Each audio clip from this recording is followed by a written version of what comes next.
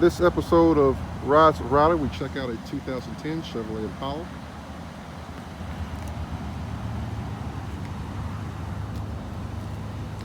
The Impala is a full-size car, so you can expect to have lots of room. Basic interior, cloth interior.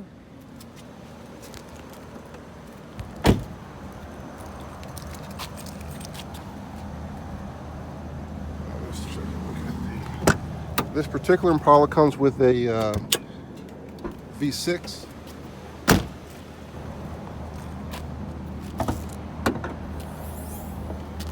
$3,500 V6. I believe that puts this thing in about 207 or 230 horsepower. So not a lot of horsepower, but it makes that up for it in the gas mileage. This is about 18 in the city, like 29 on the highway. So this gets pretty good, respectable mileage. Let's take a look at the trunk space.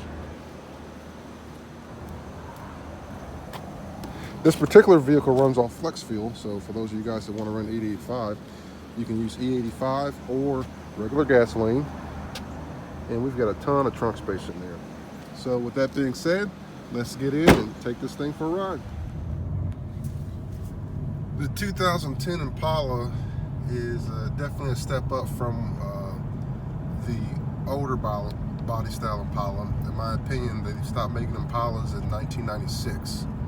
After 1996, they came out with this thing that they called an Impala, but to most Impala enthusiasts, it is not an Impala. They should have called it something else, being that it's front-wheel drive. Like this car is also front-wheel drive, being that this was a municipal or county vehicle. This one basically has everything is basic. So there's no leather seats. The shift is right there. It's on the steering wheel instead of on the console. So I have to take off a few points for that. As far as driving, there's nothing really that screams buy me. But I saw this come through at the auction at a decent price. This will make somebody a good, inexpensive, reliable car. You can usually pick up these Impalas for less than $5,000. With the miles on this one being 123, I'm expecting to kind of get a little bit of a decent payday on it.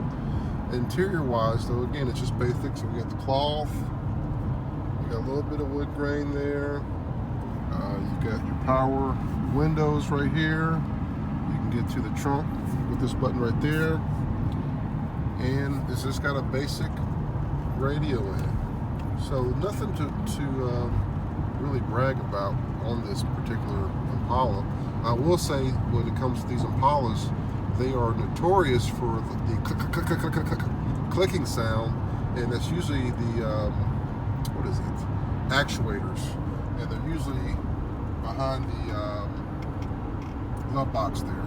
So you got to pull the glove box out and replace the actuators, and when one goes, a second one is going to go after it. So it's best just to replace them both, or replace them all if you're able to.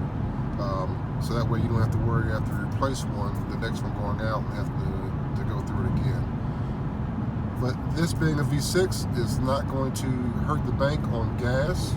So when it comes to fill up, it's not going to break the bank. The gas mileage is pretty decent too. So if you're in a gig economy, a lot of stop and go traffic, I would recommend this vehicle. There's a lot of room in it too.